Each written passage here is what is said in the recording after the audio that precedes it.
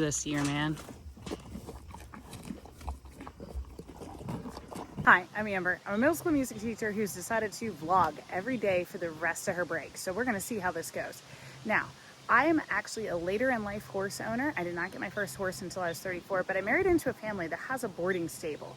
So I am vlogging all about the barn and horse adventures. So we got to go take care of the horses this morning. Come with me.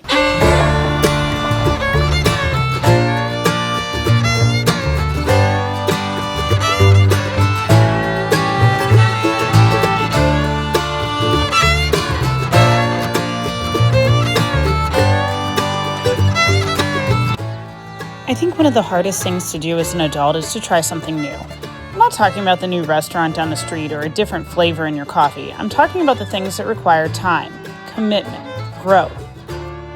I know many women, and I'm sure some men, but I can only speak from a woman's perspective, that would love to get into horses, but are afraid for one reason or another. I personally have always had a love for horses and knew a lot about horses, but let me tell you, this is one topic that can humble you super fast. No matter how much you think you know, there's always more to learn. I had been on horses as a kid and a teenager, but no formal lessons or anything like that. I joined my college equestrian team, and that was also a lot of fun. But I didn't get my real education until I was 34 and was presented with the opportunity for my first horse. Up until this point, I knew basics, but I didn't know the first thing about ownership. When I had problems in the past, I would just hand the horse back to the owner and say, "Here, I don't know what's going on." And it was up to them to fix it.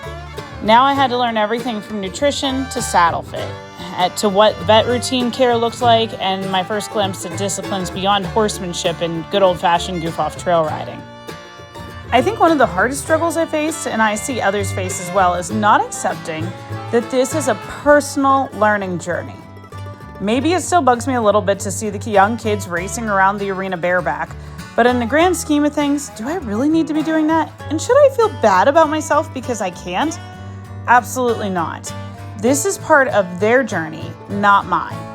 Or at least not at this moment. I mean, I suppose if I really wanted to add it in, I could start working on logging bareback hours so that I develop the muscle memory and balance to get there.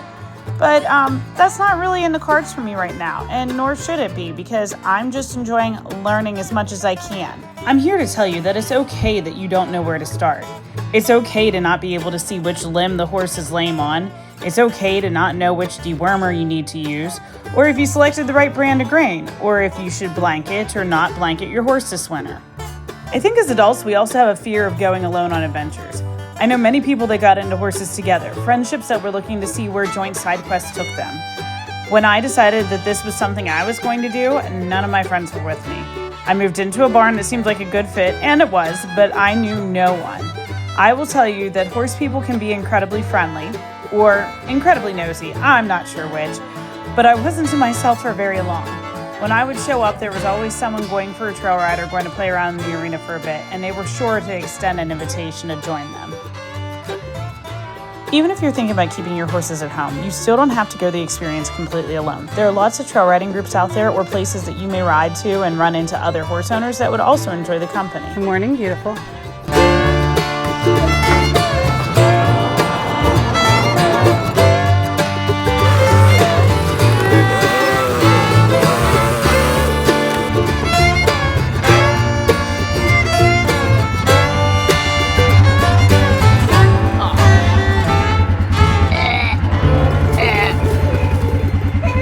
Laughing? Thinking of keeping horses on your own property, I can share that this can be extremely rewarding as well. Yes, I started boarding, but then I found myself not only caring for my horse, which became horses, but caring for other people's horses as well. I have to be upfront about this part. If you don't think that you're in good physical shape when you start your adventure, you will be once you start doing it. Every day, I'm cleaning a few stalls, picking up hay bales, and moving 1,200-pound animals around. Oh, and I can assure you, I am not short of getting my steps in for the day either. Sidebar, if you don't keep your horses at home and you don't want to pay for a gym membership, just tell the stable owner you will help them put hay up in their barn. This will get you ripped in no time, I promise. In the end, I can say that I'm glad I made this journey as an adult. I don't know that the experience would have been as valuable if I would have had it as a kid, especially a kid with ADHD. As an adult, I found ways to manage my neurodivergency, and I think I definitely have more patience and an understanding of growth. As a child, if I tried something and I didn't have an automatic talent, I chalked it up to something I wasn't interested in and moved on. As an adult, I have a much deeper understanding of the learning and developmental process. I also think as an adult, I'm a little less egocentric. I think as a child, I was very much, my world was short-sighted, and it was just about what was in front of me right then, because with ADHD, we only tend to see the things that are in front of us, very much out of sight, out of mind. So we only react to the things that are right in front of us at that given moment. And as an adult, I've learned that there's so much more to the world, and compassion for people and for animals and for myself. So this has totally shifted my way of thinking from childhood to adulthood. And having the horses has even changed that even more. So I want to encourage you, if you are later in your life journey and you think that you want to get into horses, please go for it, because I don't believe that it would be something that you would regret. I really feel that this is something that's beneficial to everybody, and you can get into it at your own comfortability level too. You don't have to go and own a horse right away. You could find a qualified instructor, and that'll be another video, qualified instructors. You could find a qualified instructor and take some lessons.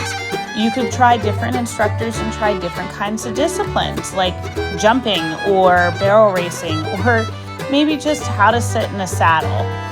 I mean, even the saddles feel different from different disciplines, from Western to English. So just do whatever you think would make you feel comfortable. Take those lessons. Maybe if you're a little bit more advanced, maybe you want to look for a lease, whether it's a lease on site, meaning that the horse stays at that barn and it can't leave. I couldn't see out of my purple. I knew you threw it, but I was like, I don't know where it is. Maybe it's somebody that you pay them to lease their horse, and then you're allowed to take it to a barn of your choosing. And we can talk more about those in other videos. So if you have things that you want to know, that you're curious about, go ahead and drop those in my comments. I read through those. I do take those to heart, and there are more things that I can talk on. So go ahead and give me those ideas, things that you want to know more about. But for now, it's snack time for my horses. So go ahead and enjoy watching them get their snacks.